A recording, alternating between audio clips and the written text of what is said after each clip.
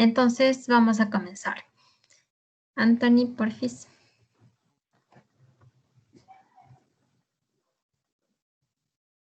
Listo. Entonces, como parte de las generalidades, primero es importante que sepamos cuáles son los criterios de evaluación para nuestra evaluación interna. Estos criterios son sobre 20 puntos, los pueden encontrar en la página 90 de la guía. Y bueno, igual que en las otras asignaturas, son 5. El primero es la presentación. Este es evaluado sobre 4 puntos y evalúa que nuestra presentación sea coherente, es decir, que tenga lógica, o sea, los pasos que yo voy a poner no van a ser cosas como primero introducción, luego conclusión y al final cuerpo, ¿no? Entonces tenemos que ser con pasos coherentes y bien organizados. También es importante que sea conciso, es decir, vamos nosotros a poner información que sea relevante, que sea importante, algo que nos ayude a comprender de mejor manera lo que estamos haciendo. Luego, el siguiente criterio se llama comunicación científica. Este se evalúa sobre 4 puntos. Aquí evalúan lo que es simbología, variables, definiciones, fórmulas y diagramas. Si en esta parte, por ejemplo, nosotros no vamos a poner, bueno, después les muestro un ejemplo de esta parte, pero lo que es importante aquí es que nosotros pongamos súper bien las definiciones. O sea, nosotros hablemos con simbología matemática, ¿no? Por ejemplo, estamos hablando de algún decimal y después que hay confusión entre lo que es el punto y lo que es la coma. Entonces, todo ese tipo de cosas tenemos que nosotros definirlas bien para que se puedan comprender de mejor manera. El tercer criterio es llamado compromiso personal. Este evalúa 3 puntos. Igual que en las demás asignaturas, aquí nosotros vemos que el trabajo sea con pensamiento independiente, que sea creativo, o sea, algo que sea chévere, que llame la atención, que tenga diferentes perspectivas y que siempre mostremos cuál es la intención. Esto de diferentes perspectivas es bastante útil y bastante bueno, al menos aquí en Mate, porque nosotros por lo general creamos un modelo o creamos una aproximación de algún teorema, de alguna cosa, y es importante compararla con algo que ya es sumamente comprobado, con algo que ya es muy verídico. Entonces, cuando nosotros hacemos esta clase de cosas, nosotros comenzamos a analizar de mejor manera cuál es el mejor modelo o si es que nuestro modelo realmente puede ser aceptado, por ejemplo.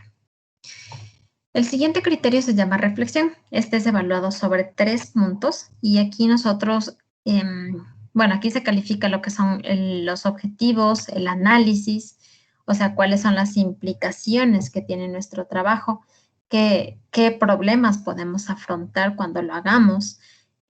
Aquí, el que ustedes pongan que hay una limitación o que tienen algún problema en el trabajo, eso también se considera parte de la reflexión. Sí, entonces nosotros no vamos a estarnos enfocados solo en mostrar los puntos fuertes, sino también los débiles. Igual que el anterior, también es importante que mostremos distintos enfoques de nuestra investigación. Ya.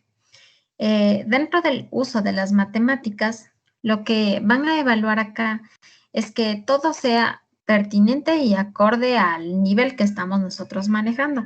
O sea, no es importante que nosotros hagamos un trabajo sumamente complicado, que nos metamos algo que está fuera de la guía. Realmente lo que importa es que hagan alguna experimentación o algún análisis que sea propio de ustedes y aunque sea poquito, pero que sea bien hecho. No importa tanto la extensión, lo que más importa es qué tan bueno es el trabajo, o sea, su calidad. Listo. Siguiente.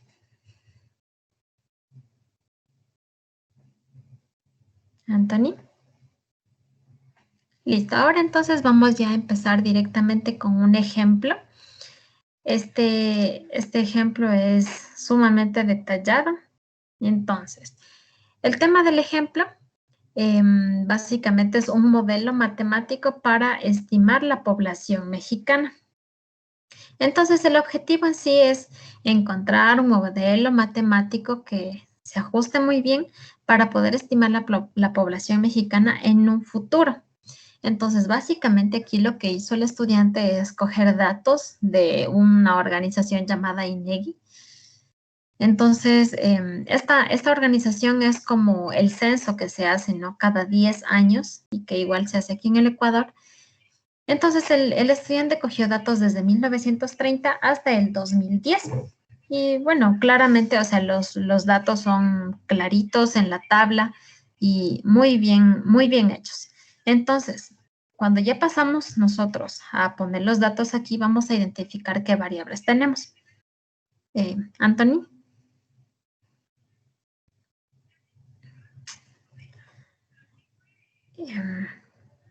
Ya, entonces la primera es cuál es la variable independiente. La variable independiente que nos va en el eje X es la parte de los años. O sea, nosotros no podemos controlar los años y los años no dependen de nada. O sea, los años pasan y se acabó. Entonces, esta variable va a ser la independiente. Mientras que la población mexicana, que va a ser la variable dependiente y la ponemos en el eje Y, esta depende de algo. O sea, el número de pobladores depende del año del que estamos hablando. Y por eso esta se convierte en nuestra variable dependiente. Siguiente.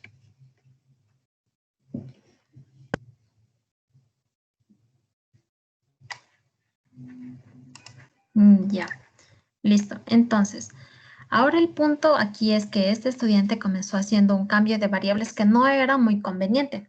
Nosotros estamos hablando de años, o sea, de 1930 al 2010, pero decidió el estudiante comenzar a llamar a cada uno de los años con los números 1, 2, 3, 4 hasta el 9. Pero esto realmente no es muy bueno porque no facilita la comprensión. O sea, tú tienes después que estar definiendo que cada número de ahí se convierte en un año, que estos años son tomados con intervalos de 10 años cada uno.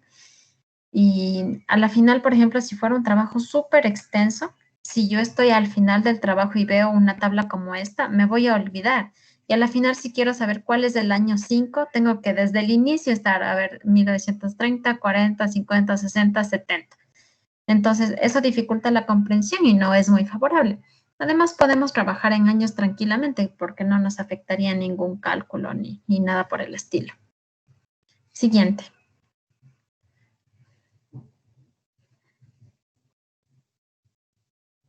Listo. Entonces, a partir de los datos que el estudiante seleccionó, empezó a hacer un gráfico de dispersión. Perdón. Ya, empezó a hacer un gráfico de dispersión en donde se mostraron ciertamente los puntitos que están en cada región, ¿no? Pero si bien está bonito el gráfico, pero no es muy entendible. Porque nosotros estamos en un trabajo de matemática y estos valores son de millones de personas y, o sea, la escala que nosotros vemos ahí no está muy bien hecha. O sea, le podemos ver bien, pero realmente cuando nosotros queremos saber cuál es la fecha exacta, es un poco complicado. Por ejemplo, si estamos en el primer puntito, decimos, a ver, está antes del 20, entonces quizás un 19 o quizá un 18.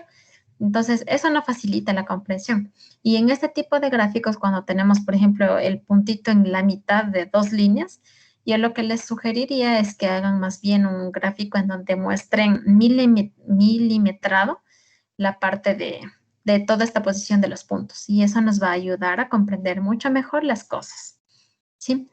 Entonces, cuando nosotros ya comenzamos a hacer el análisis de este gráfico, ¿qué es lo que podemos mencionar a partir de este gráfico?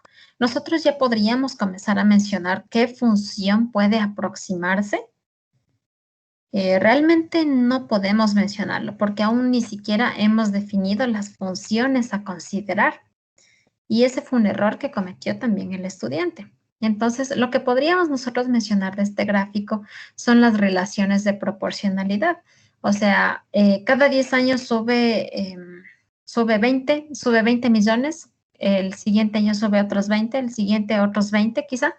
Si es que es así, es una relación de 1 a 1, por ejemplo.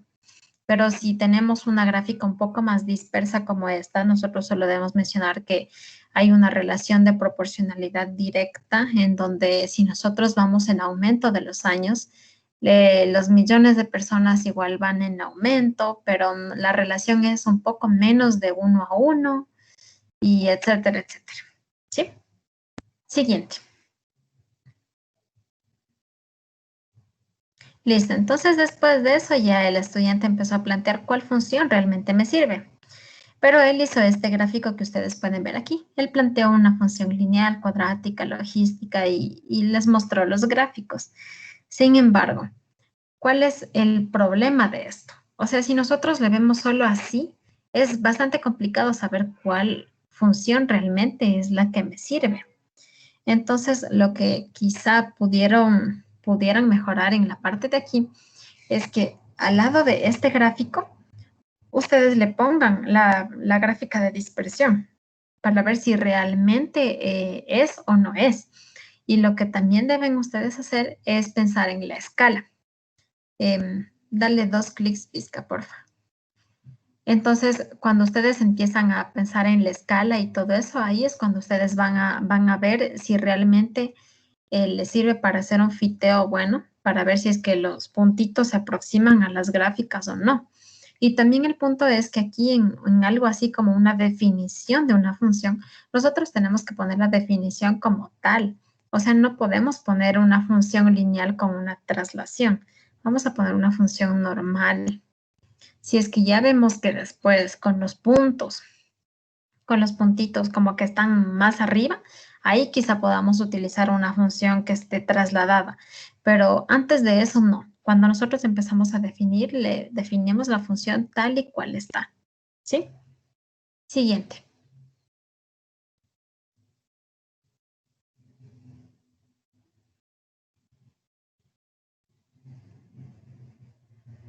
Ya. Entonces, ya viendo estas figuras, él empieza ya a proponer cuál modelo mismo le sirve.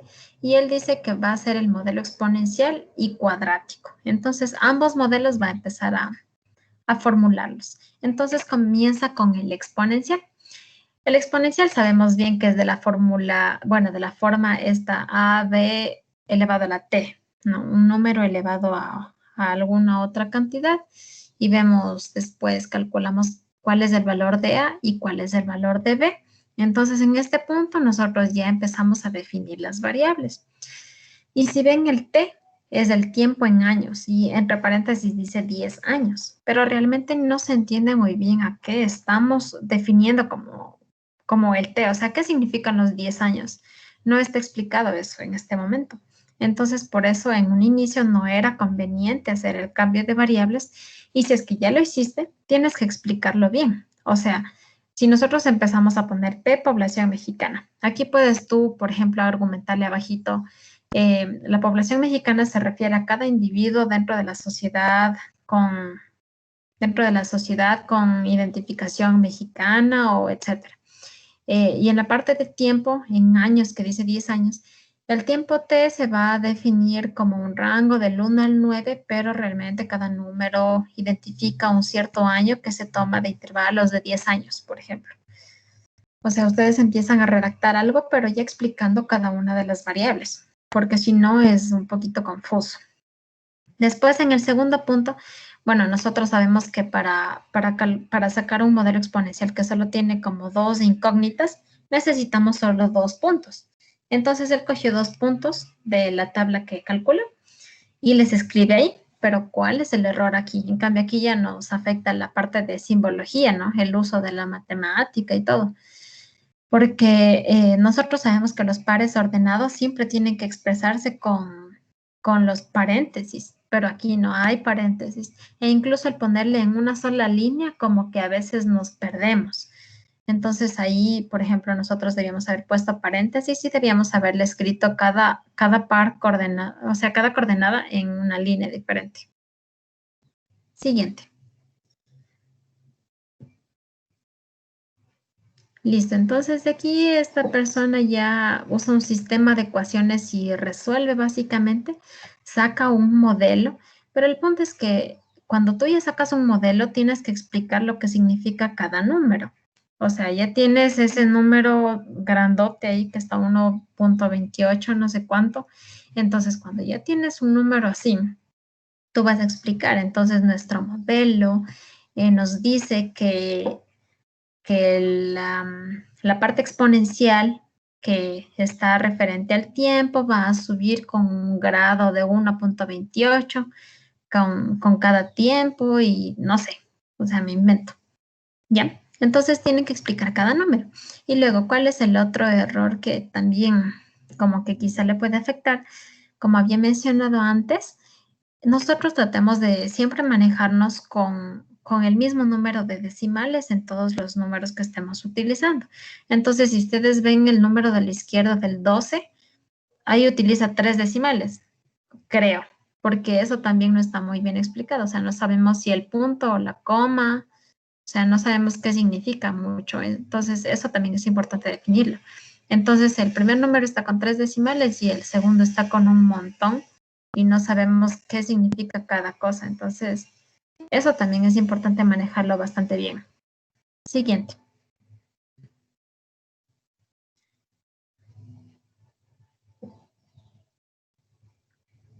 Siguiente. Ya, entonces el siguiente paso a seguir, obviamente, es ya teniendo el modelo, nosotros vamos a construir una nueva tabla y vamos a poner los años que ya sabemos. O sea, sabemos que teníamos el dato de 1930, ¿no? Entonces, con ese modelo vamos a poner el año 1930 para ver qué población me arroja. Entonces, así él construyó una nueva tabla y también graficó toda su función con los puntos iniciales. Entonces, si ustedes ven ahí, el análisis de esta gráfica puede ser como que el modelo se ajusta bastante bien, más del 50% de puntos se acoplan al modelo, existen solo 2 puntos que están totalmente afuera, pero para hacer un análisis más preciso y correcto vamos a comenzar estudiando los errores, ¿sí? Entonces, el siguiente paso, bájale porfis. El siguiente paso para nosotros poder decir que es bueno o malo el modelo, tenemos que analizar los errores, ¿sí? Entonces comienza poniendo una tabla súper grande en donde nosotros vamos a poner cuál es el error absoluto y el relativo. Igualmente aquí ya colocamos los datos que nos arrojaba la tabla 1, que era básicamente los del censo, y la tabla, la parte del 2, que es lo que nos arroja los modelos, o sea, que el modelo, qué número de población nos da. Después nos vamos al error absoluto y relativo. Como bien sabemos, el error absoluto nos empieza a decir qué tan lejos estamos de la realidad, que básicamente solo es como la resta entre el real con el modelo, ¿sí? Sacamos el valor absoluto y le ponemos. Ahí no está puesto el valor absoluto, si se dan cuenta, porque están números negativos. Pero bueno, eso es algo muy banal, no es tan importante. Entonces, nos vamos en cambio al error relativo y este error relativo, en cambio, nos va a decir la calidad de nuestra medida. Dependiendo, este error relativo puede ser transformado en el error porcentual. Mientras más error tengas, más malo es tu trabajo, ¿sí? Entonces, al tú analizar un error relativo y lo comparas con otro modelo y también le analizas el error, tú ya te vas a dar cuenta cuál modelo es mejor. Siguiente pizca, por favor. Entonces, ahí este estudiante comenzó a coger como las medias aritméticas de todos los errores relativos y le multiplicó después por 100 para sacar el error porcentual y le dio como resultado que tienes un 0,229% de error.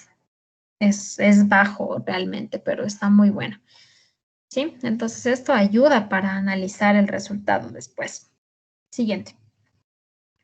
Entonces, para comenzar a comparar sus resultados y los errores, él utilizó otro modelo exponencial que le arrojó la calculadora TI Inspire.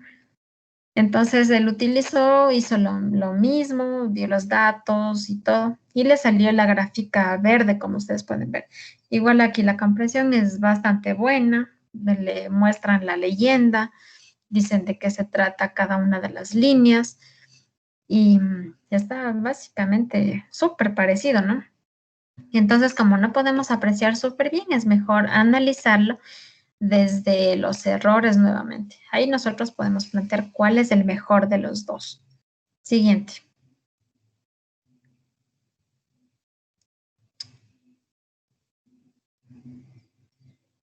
Listo. Entonces, para finalizar esta parte, el chico o la chica utilizó otra aproximación que era el modelo cuadrático. O sea, como vimos al inicio mismo, él dijo el exponencial y el cuadrático son los más parecidos. Comienza con el exponencial y ahora va con el cuadrático.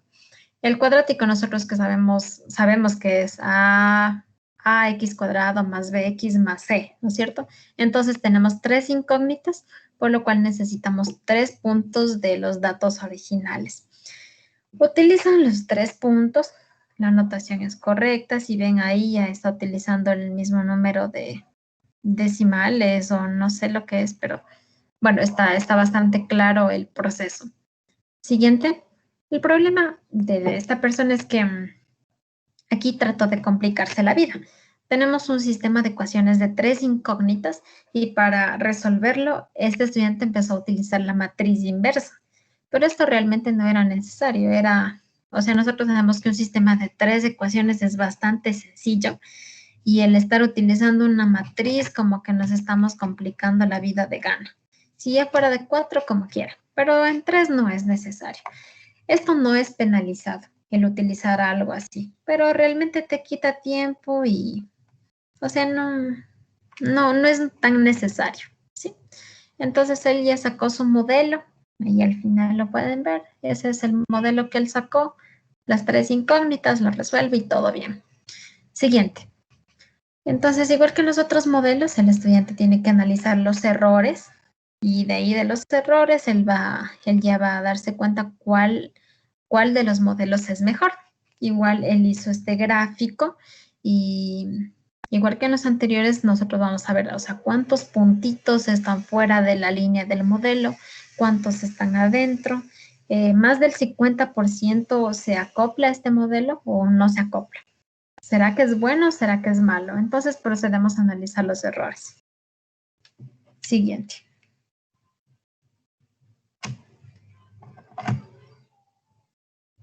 Listo. Siguiente. Cuando ya conocemos los errores, ya podemos afirmar directamente ya cuál es el modelo, ¿no? Pero el punto acá es que nosotros, el objetivo era bien sacar el mejor modelo, pero también era deducir el futuro, o sea, en un futuro, cuántos pobladores mexicanos tendrá el país, ¿sí? Entonces, al final de hacer todo el cálculo matemático y la deducción de cuál es el mejor modelo, él ya empezó a analizar y dijo que en el año 2050 habrá tantos pobladores mexicanos. Sí, entonces eso está muy bien.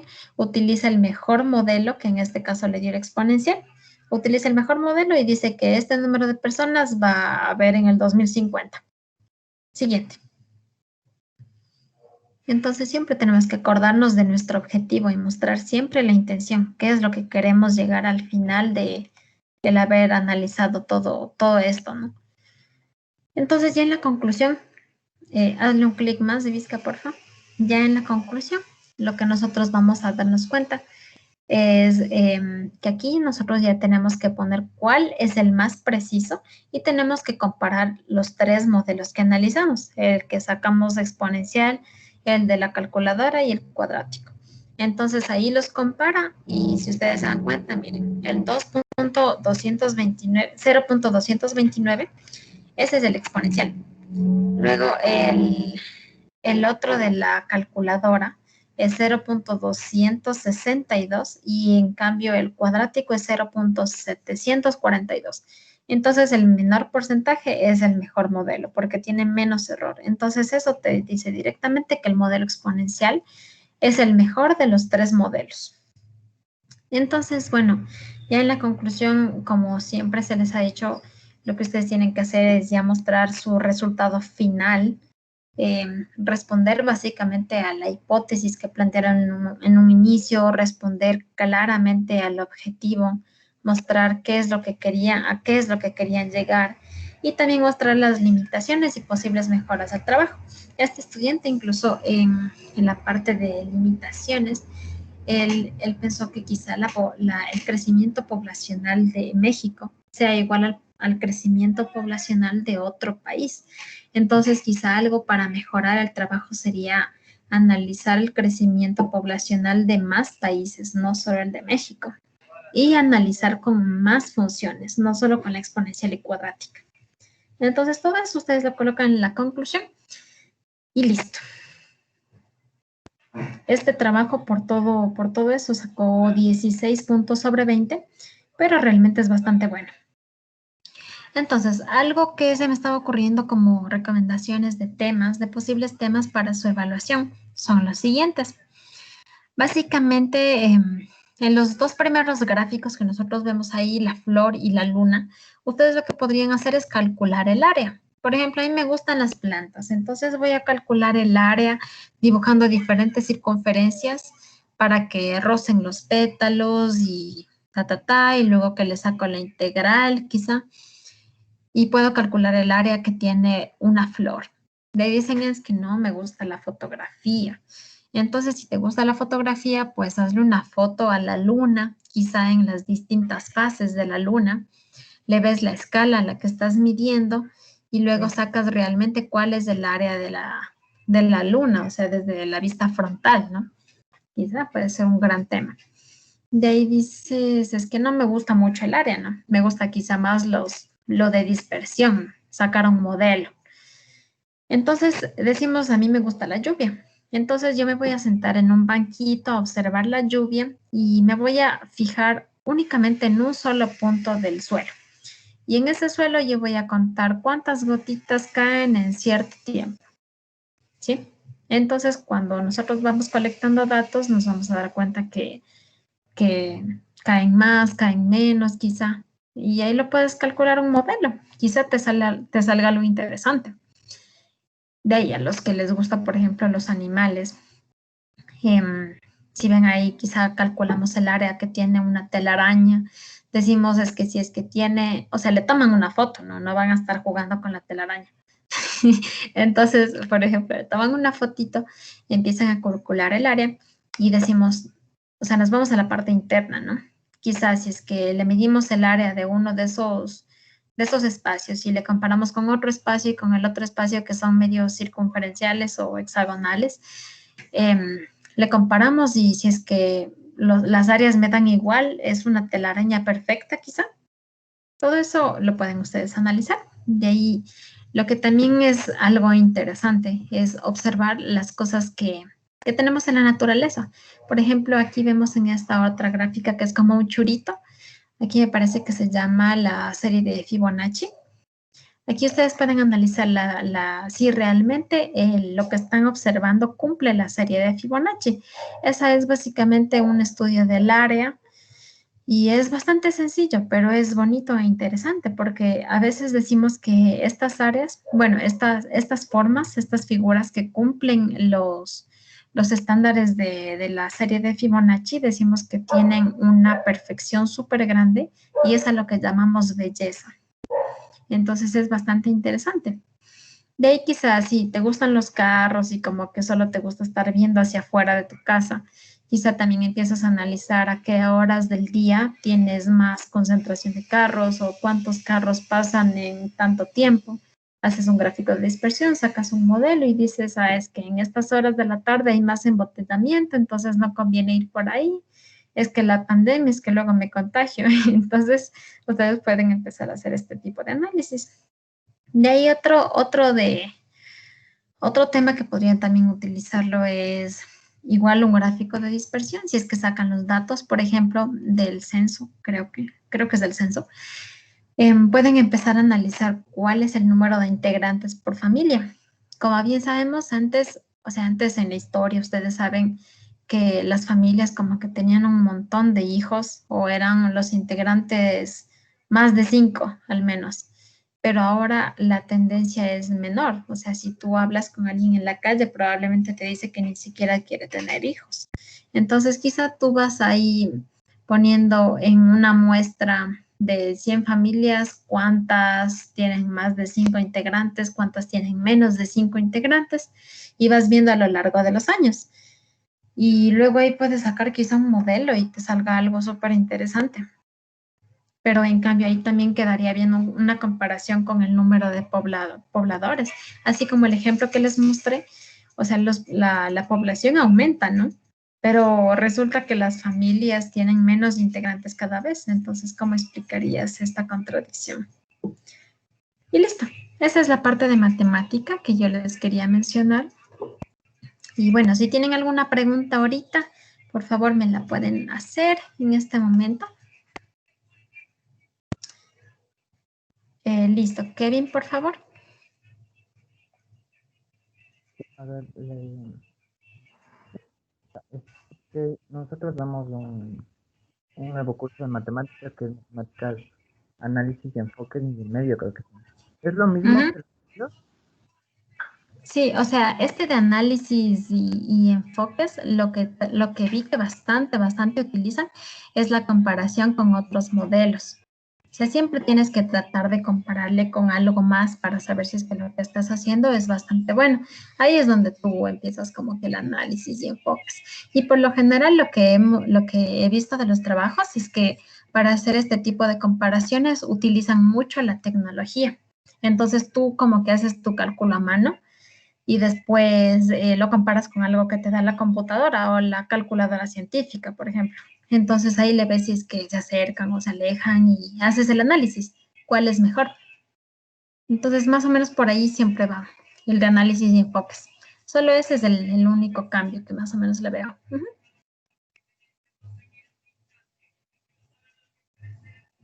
Chévere, ojalá haya respondido bien la pregunta. ¿Alguien más, chicos? Por favor, si alguien más tiene alguna duda.